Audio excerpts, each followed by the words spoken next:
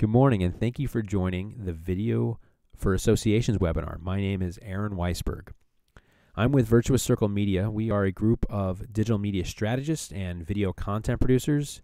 We work with a bunch of different industries, but one of our main focuses is the associations industry and working with association management professionals like yourselves. This presentation is something we've put together after several years of working with you guys and going to your conventions, conferences, educational programs, networking events, and listening to the challenges you face in creating any type of content, but most specifically video content. So what we wanted to do was put together a guide for you to be able to start your own video content strategy. Everything from what type of content you should be making to how to schedule for it, how to budget for it, how to produce it, and how to distribute it and how to achieve your goals that you set for each video that you create. So over the next 20 or 30 minutes, I want to take you through some of the things that we've learned over the last several years and go through the process that we go through when we take on a new association partner in creating a video strategy for that specific organization. And that starts with us asking associations what challenges you face when trying to communicate with your members. And we get all types of different answers, but most commonly we hear that the audience is changing and not necessarily in a demographic sense, more of something that has to do with everybody from millennials to baby boomers and everything in between. The audience is changing in the way that the attention span has gotten shorter and shorter over the years, and the people you're trying to communicate have all become like a goldfish or a group of goldfish. And we all know what it's like to try to talk to a goldfish, or at least I do. And it's pretty difficult because they don't pay attention very long. And so association members seem to have a little bit better of attention span than goldfish, but not that much better. And so you have 2 or 3 minutes to get your message through, and no more than that before the person on the other end is going to start thinking about the next piece of content that they want to consume. So when we would go to all these events and listen to solutions for this type of a problem, we would hear things about how to change the legacy type of medium, the stuff that you were using in your newsletters, your blogs, your website, your social media, wherever, how to change what you're currently doing to cater to your changing audience. What we weren't hearing were solutions that included how to change what media you're using and how to effectively communicate your message through video that can not only replace what you're doing in print and in newsletters and email and on, but it could also help boost up the effectiveness of those other types of media. Video is the most powerful media in the way that it can not only get your message through the clutter and have a person retain that information, but also deliver that member or that audience member to more content. It works only that way. You'll see in the data that video can deliver someone to a blog post or a registration page or any sort of call to action much more effectively than reading 1,000 words or 5,000 words or whatever it's going to be and deliver that reader to a piece of video. So it's a one-way road, and as a communicator, you have to be on the right side of that road, the right side of that highway to deliver your message and really just create the content flow that will effectively help you reach your goals. So in this presentation, we'll go over some of the data that I've been teasing a little bit in this first part about why you should be using video, and if you're using video, why you should be doing it more or try to be more effective when you're putting together your video content strategy. And then we'll take a look at some specific ways that associations could start creating content, and maybe it'll spark some ideas in your groups on what you should be creating. you as associations are always creating opportunities for video content. You just have to decide what's best, what's the best opportunity to seize, and how can we make the most out of that? How to extend the life of the programming that you're putting together as an association, and video is the best way to make that programming live much longer than just the scheduled opportunity that you have scheduled on your calendar already. And then we'll go into the process of creating video and how you can put together your own content strategy. And then I'll help you get started. Nothing should be keeping you from at least talking about a video content strategy at home after you're done with this webinar. So first, let's talk about some of the data that is steering everybody toward using video, and it's right here in plain black, white, red, orange, whatever colors these are.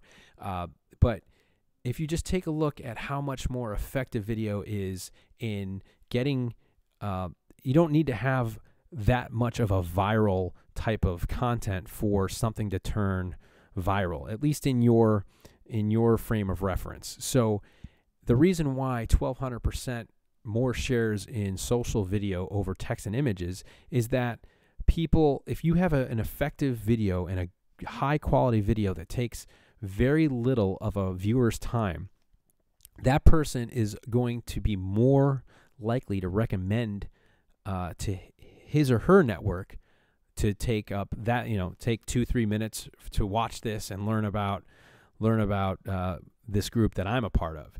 And that's really effective for you, because now you're communicating to a group or a person that you might not have the opportunity to speak to, might not be on your prospect list, but it's in somebody that's on your member list, who's in that person's personal network, and now that person's doing the legwork for you and sharing your video, and it's much more effective a way to get your word out there, is by getting people in your direct network to share your message.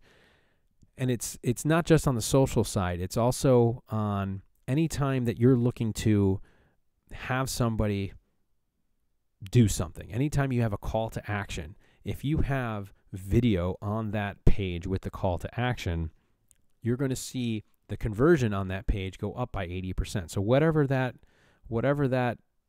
call to action is, whether it's to download a form, whether it's to register for an event, or whether it's to read something else, or whatever you're trying to do, if there's video on that page, that person's going to spend more time on that page, is going to communicate or interact more with the content that's surrounding that page.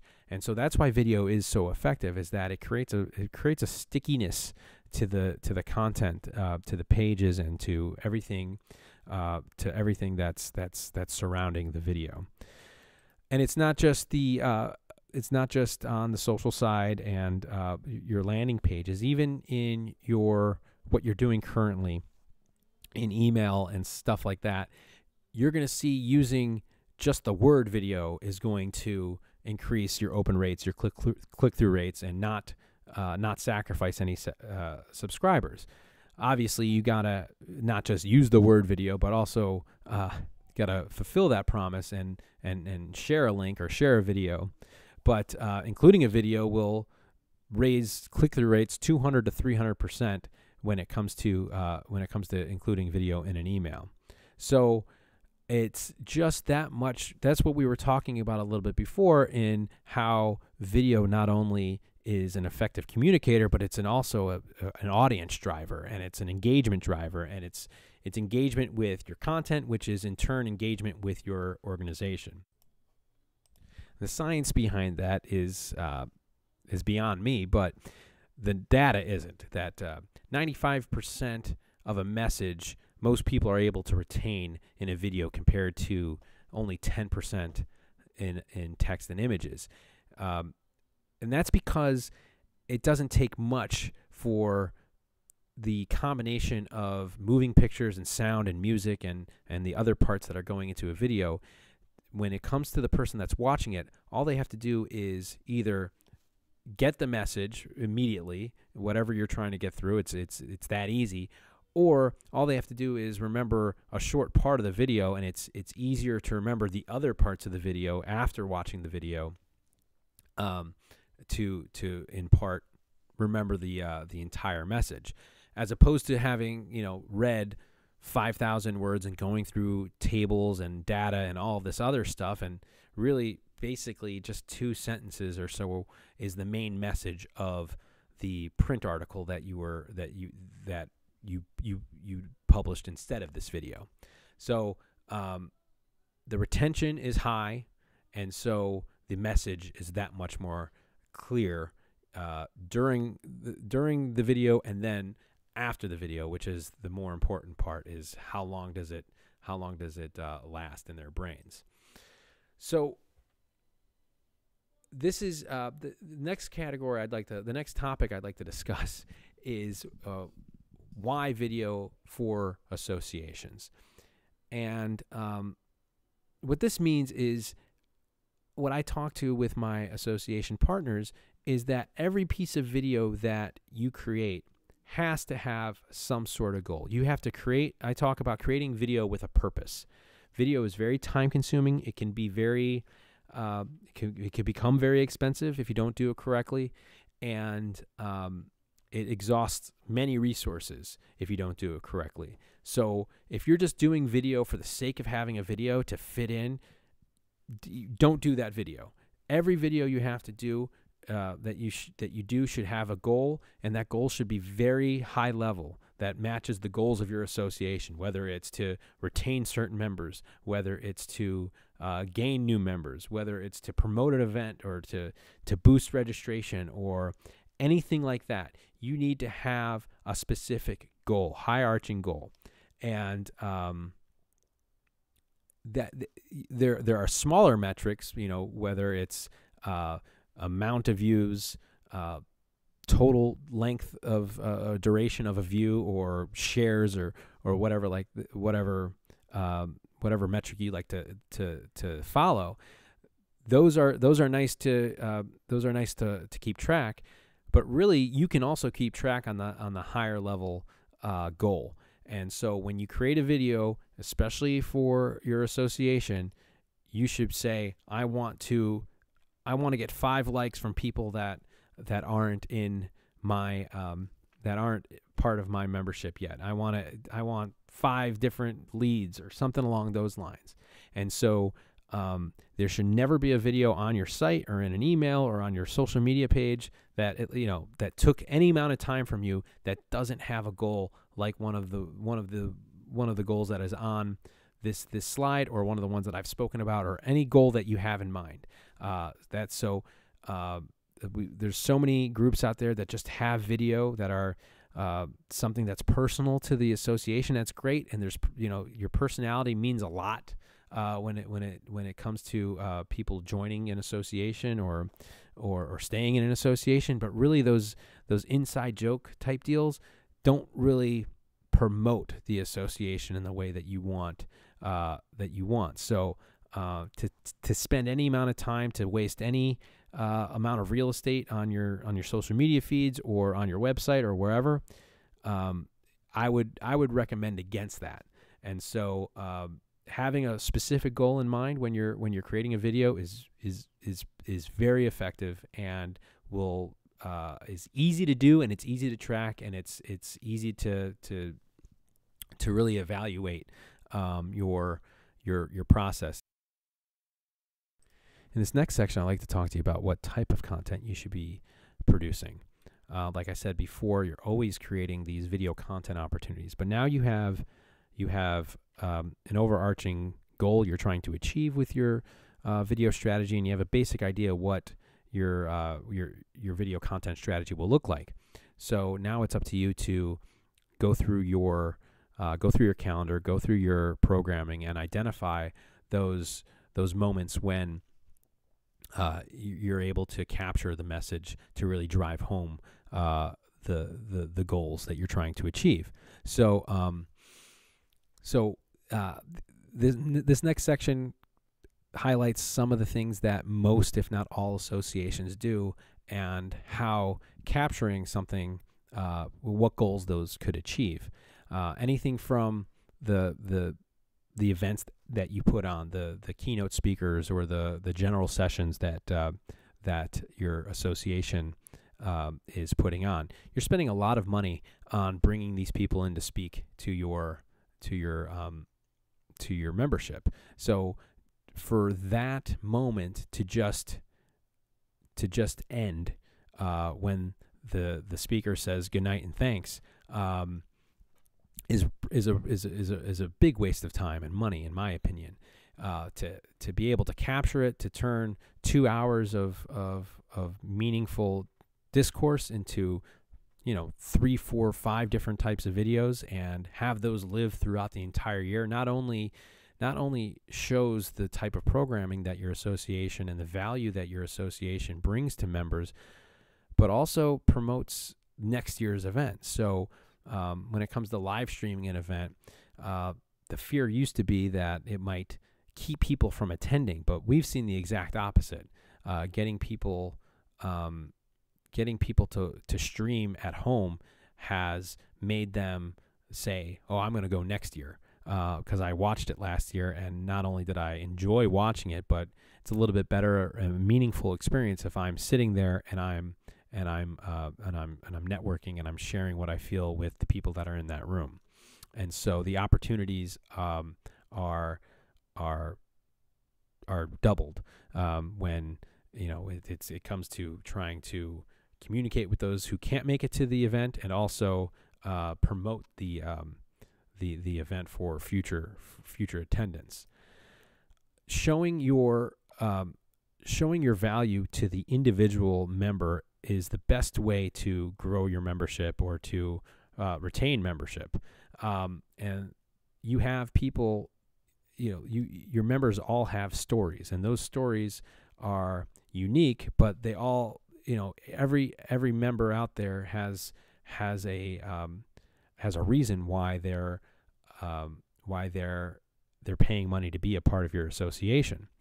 And so the person that's out there, the prospective member, can listen to that story and draw similarities to her own current status, her own current career or professional development, and see what your association is doing to promote the member, and then that promotes membership. And even those people that are a little bit more of the passive members in your group, if you show them videos about what others are doing, then it promotes more active participation, and it promotes reasons to renew and reasons to retain. Any opportunity you get to tell the story of the individual member or the business that has succeeded or has flourished within your association because of your association, you have to get out there and tell it, because that's what digital video is all about, is telling those types of stories so that it connects with the viewer that is in the similar shape to the people that they're watching. And once they make that connection, then they're more likely to interact and to follow that call to action that you're trying to achieve. The next section is all about the process, how to put together your own video content strategy. And this is the process that we go through when we work with our association partners in putting together a video strategy. Normally we do it once a year, and when we bring somebody on, we go through these exercises. And these are exercises you can do in your own office with your own team, and flesh out when you need a video provider, or you can find a video provider. We'll talk about who you should be looking for also a little bit later on. You could flesh out the strategy with them even before before you get started. The first step, and we spoke about it a little bit before, is define your goals. Make specific goals so that you know where your time and effort and money is going to. You want to create video with a purpose, whether that purpose is getting more registration, getting more content, getting more social media following, or even opportunities for sponsorship or content marketing, or whatever it might be. Set your goals, and so once you've done that, everything is much easier. So the next step is going to be take a look at your programming. Two things about your programming: what programming would look best on video, and what programming works best within your goal set. So you're gonna wanna identify the times and the places and the events where the most people are going to be at, the most important people, the most identifiable people, the most influential people in your association, and the biggest names and the most value that your association brings to its members. Once those are most of the times the most useful pieces, most useful video opportunities, and you'll see that they are also most likely the places that you'll see being able to communicate the message and achieve your goals. The next part you're going to do is construct a content calendar, and you probably already have an editorial calendar that doesn't include video. Well, video needs to exist in two places. It needs its own video content calendar, and it also needs video needs to be included in your editorial calendar with all the other media and all the other content that you put out there. The reason why is video requires more people, more time, and also you can create a video. You can get the assets for a video months or years in advance. You got to be thinking about the opportunity to speak to a person and use that person's interview or testimonial or whatever in different places. So one interview can turn into assets in 5 different videos, and that's something that when you work with a good video provider, they can identify opportunities to optimize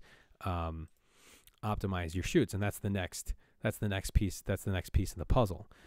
Is not letting, not being short-sighted with what you're doing. You're either going to bring somebody on board to be your video department, or you're going to hire somebody to come in for a day or half day or whatever it is to shoot video. Either way, it's going to cost money, whether it's in headcount or it's a freelancer. Get the most out of that person's time and effort. You don't want to think video to video. You want to capture as much as possible. And once you have your goals, and once you have assessed your programming, once you have your content calendar, it's much easier to go in and connect all the dots and say, okay, we have the president of our association, we have the chairman of the board of directors, and this person can speak to 5 or 6 different items on our content calendar. Let's talk to that one person once. You get her in front of a camera and you have her speak to those 5 or 6 different topics, and now you've put together 50% of your content calendar in one day, in one interview, if that's what your content calendar looks like. So this last part, I'd like to talk to you about how to get started on your own video strategy. And really, you have everything you need. You have all the content, you have all of the goals, you have the programming, and now all you need is the attitude. And so the attitude might be the most important part, because too many people have the wrong attitude when creating video, and when finding a video vendor, and when or putting together a video department within their own association. And what I like to say to my association partners is opening the door to the video production world. And the bottom of the barrel, the beyond purgatory and the seventh level of hell is the wedding video circuit. And that's where all of us video producers and videographers, video professionals don't want to end up. We've all spent at least a little bit of time there at some point in our career. And the reason why is the couple always wants to look perfect. They want their event to look like a storybook, fairy tale type of deal, and they want to look happy, and they want results tomorrow. That type of attitude from the client is only observable in the wedding circuit. Nowhere else does a client behave that way, and really they should be, because it's your organization. This is very important to you. You've spent this is your budget. This is your time. These are your resources. You should try to look as best as you can possibly look. You should have a fairy tale organization and tell the story of how happy your members are because they're in that association. So always be the bride, not the bridesmaid. So the exact opposite of the cliche. And the way to do that is you gotta find video producers, not shooters. The Craigslist websites out there for production are chock full of videographers, and what those people are going to do is show up on the day with a camera and say, point me in the direction, and I'll use my technological prowess to be able to capture exactly what you want captured. And you're doing a dozen things, probably more, on the day of your event. You really just want to have somebody there to be able to communicate your story. And that's where a video producer comes in, where somebody is able to work with you before the event and get an idea of the message you're trying to communicate. And then on the day, they check in with you, and then you get a story. You get the video you've already spoken about, because you've created that video in your head on paper months, weeks before the event, and now you're getting content as opposed to just video assets. And that's what we see a lot in this industry, especially with the in-house video providers that a lot of the venues that you guys work with provide. They're going to give you a disc full of video files, and you're going to just put that on a hard drive, and it's going to live somewhere in your office, and you're not going to know what to do with it. That is not what you need to have. You need to be able to get all that stuff, yes, so that you have a library, but you really want to have finished video files that are ready to be played and distributed. You should see yourself as executive producers. And that goes with the attitude behind putting together a video strategy.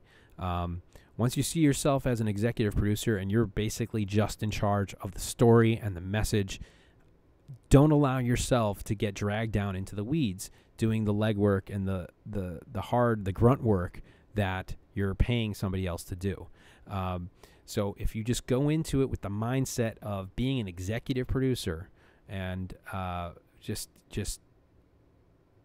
having that attitude, you're going to find that you'll get the results much more easily than you would if you think that you're just another member of the team. Call the shots. If you're not happy, speak up. You have every right to do so. And that's really it. In conclusion, having specific goals, knowing your programming, identifying the right opportunities, putting together an organized video calendar, and creating content with a purpose, along with the right attitude, will help you put together a very effective, very efficient video process where you're not creating video and exhausting a huge budget and a lot of your resources. And so once you're able to do that and you're getting more out than what you're putting in, you're going to start creating more video, and you're going to really start gaining the benefits of those stats that we were talking about at the beginning of the program. And really, that's my goal. I'd love for everybody on this webinar and everybody that I come into contact with to become one of our clients. But really, it's my goal to act as evangelically about video, so that more people are using it and more people are getting more benefits out of it, and then more, gives us more opportunities. So I'd be happy if everyone on here starts their own video program and follows these guidelines and applies them to their own organization, and really starts and we really start seeing the benefit of video production and video content in the associations industry. If you're thinking about starting video production, or you've done something in the past, or anything along that line, please feel free to contact me. My name is Aaron Weisberg. If you just tell me that you were a part of this webinar, I won't even quiz you, and I'll give you a free video consultation. I'll go through your programming. I'll take a look at what you've done before, and show you some opportunities and some strengths, and help you get started with your own strategy. If you're right now trying to decide between some video vendors, I'll also help you pick the right one. I could tell from resume reels and looking at people's clients on who might be the right person for you. I'd be happy to do anything along those lines. So give me a call, send me an email. We'll set up some time, and I'll be happy to get you started. My name is Aaron Weisberg. Once again, we're Virtuous Circle Media. If you have any questions now, please raise your hand in the virtual room, and I'll be happy to answer any of them.